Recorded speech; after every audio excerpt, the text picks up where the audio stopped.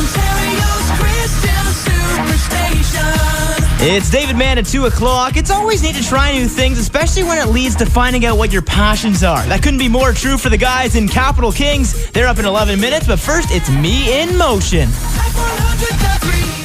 The Breakfast Club in the morning, slamming Christian hits every night. In just his first track to the airwaves, Cortez says he had an empty chorus, so he tried a cool vocal melody to fill up the space. I'd say it worked out. You be the judge. It's Cortez, Say I on Life. I never saw this coming. Too many times I run. I never saw this sign till you move the veil to the side. I find my inspiration for my shows from just things that I read, scrolling down the artists' news feeds and just hearing from different listeners too. Everyone gets something out of these artists, and I just want to be able to compliment them and just make sure that it just sounds like I fit into the music. And so I want to say things that are encouraging and lessons I'm learning, ways that I can be real with listeners, and just sharing little tidbits about the artists that they wouldn't know of unless I did the research to find out about them. Ontario's Christian Superstation, Life 100.3. That was Loftland. Hold on, small one.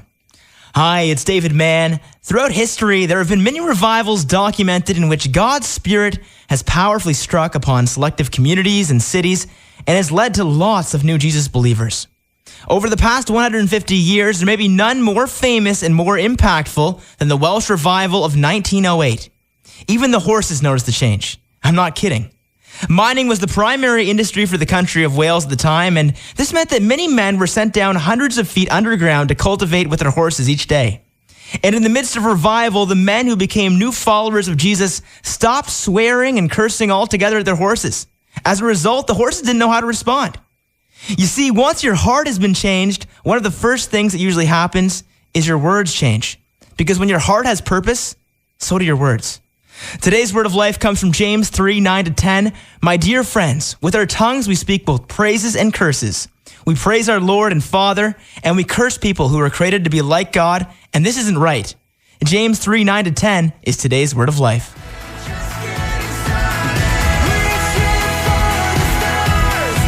For me, I'd say my favorite part of the shows is conveying the word of life, which is a verse of the day each day, and doing it in a way that people can relate to it. So just sharing something through a news event or something that I'm learning or something that's happened to a lot of other people and that is encouraging and builds them up and just challenges them also in their faith going through that day. It's 2:33. If you just messed up on an important document, go ahead and scrunch it up in a paper ball.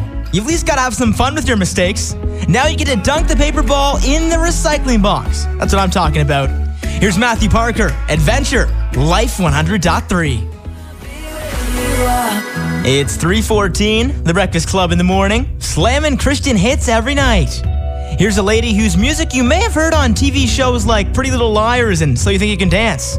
It's Jaylene Johnson, Fallin' on Life 100.3. There are things I've done I never should have done, and things I've said I never should. Outside of life, I love to play sports, anything and everything. Go to the outdoors, go canoeing, spend time just with Mother Nature, help out on the farm, and spend time with friends too. That's always a good time.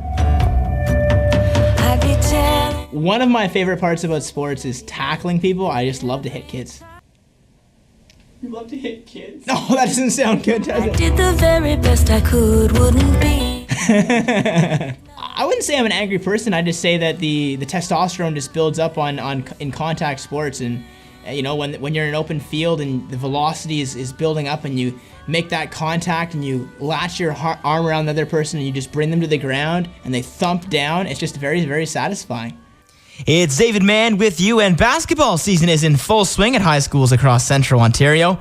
As I reminisce upon my days playing guard for Adam Scott in Peterborough, one of the big areas of my game I think I improved in over the course of high school was protecting the ball, limiting turnovers, and controlling the tempo of the game.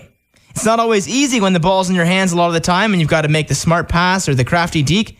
You're trying to ensure that the defender can't get it off of you. But you know what? Protecting the basketball is one thing, but protecting your faith, that's another. At times, it'll seem like there are certain people trying to take it from you, or there are particular circumstances that are making it difficult for you to hold on to the ball. But in the same way on the basketball court, you have free reign to steal that ball back. And in your faith, you have Jesus in your heart wanting to come back the entire time standing with you strong. Hey, my name is David Mann. You can listen to me from 10 until 12 and 1 until 4 on Monday to Friday, and from 9 o'clock until 11 on Saturday mornings.